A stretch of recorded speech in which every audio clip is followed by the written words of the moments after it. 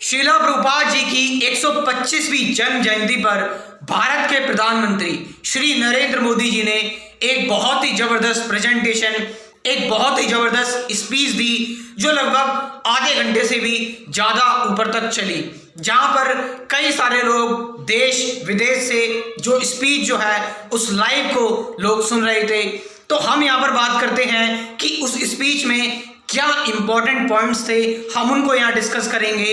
और एक तरह से आप ये समझ सकते हैं ये समरी वीडियो है इंपॉर्टेंट पॉइंट्स की, जो हम कुछ मिनटों में ही जो है हम इसको समझने की कोशिश करेंगे।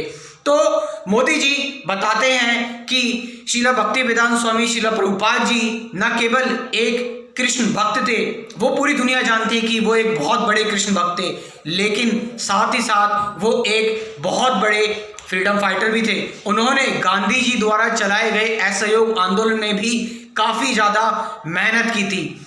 आगे बढ़ते हैं और वो बताते हैं कि कैसे शीला प्रभुपाद जी ने अपने गुरु के आदेश को ही पूरा अपना जीवन समर्पण कर दिया, लक्ष्य बना लिया और गुरु के आदेश को फैलाने के लिए इतने ज़्यादा दृढ़ संकल्प हो गए, पूरी डिटर्मिनेशन के साथ उन्होंने अपने गुरु के आदेश को पूरे विश्व में फैलाया। आगे प्रधानमंत्री जी बताते हैं कि कैसे उन्होंने शीला प्रभुपाद जी ने कैसे पूरे जगत को कृष्णमय कर दिया, पूरे जगत को प्रेम सिखाया, क्योंकि कृष्ण तो प्रेम का प्रतीक है। तो पूरे वर्ल्ड को प्रेम सिखाया, हर जन जन तक प्रेम को पहुंचाया। मोदी जी बताते हैं कि अक्सर वो इस्कॉन की सफलता का उदाहरण आसपास जो उनके बिजनेसमैन होते हैं और जो ऑफिसर्स होते हैं उनको देते हैं और कहते हैं कि कैसे देखिए महज कुछ सालों के अंदर ही इस्कॉन ने कितनी सफलता प्राप्त कर ली और लगभग हर देश में कोई ना कोई मंदिर जरूर है आज इस्कॉन का। आगे बताते हैं कि कैसे जब दुनिया अंधकार में डूबी हुई थी तो बहुत बड़े एक संत आते हैं चैतन्य महाप्रभु, जिन्होंने दुनिया को कृष्ण प्रेम दिया और दुनिया का जो अंधकार है उसको मिटाया।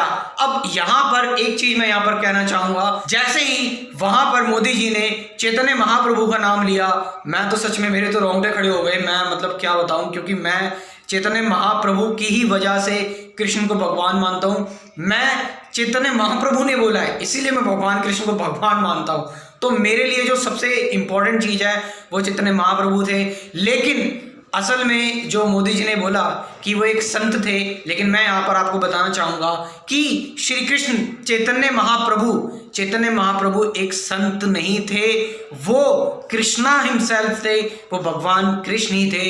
वेद वर्णित करते हैं, उपनिषद बताते हैं कि चैतन्य महाप्रभु भगवान श्री कृष्ण और राधा रानी दोनों का कंबाइन अवतार थे। आगे मोदी जी बताते हैं कि कैसे एक जो शुरुआत की थी स्वामी विवेकानंद ने पूरे वर्ल्ड में भारत के जो वेद और उपनिषद थे उनको इंट्रोड्यूस करवाया था, लेकिन वहीं दूसरी तरफ शीला प्रभुपाद जी ने पूरे वर्ल्ड को भक्ति योग सिखाया, भक्ति के बारे में सिखाया। आगे मोदी जी बताते हैं कि कैसे शीला प्रभुपाद जी ने जो लोगों को बताया कि कीर्तन करना, हर्ष और उल्लास के साथ रहना, खुश करना, कीर्तन पर डांस करना, ये सारी की सारी चीज़ें जो हैं ये लोग जब देखते थे कि कहीं कोई डिवोटी जो है वो कीर्तन कर रहा है, डांस कर रहा है उमंग के साथ, उत्साह के साथ, तो लोग सोचते थे लगता है कोई फेस्टिवल है। लेकिन जबकि भारत में ये तो बहुत सहज ही है, जब कीर्तन होता है तो सभी लोग ये करते हैं। तो आगे बताते हैं कि कैसे भारत के इस संत ने, शीला प्रभुपाद जी ने,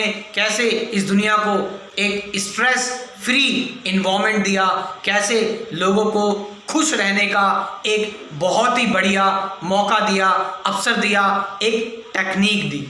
तो यहाँ तक ये पूरी की पूरी जो समरी और इम्पोर्टेंट पॉइंट्स मैंने डिस्कस करे हैं, आपको कैसे लगे?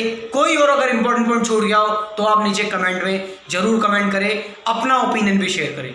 Thank you very much.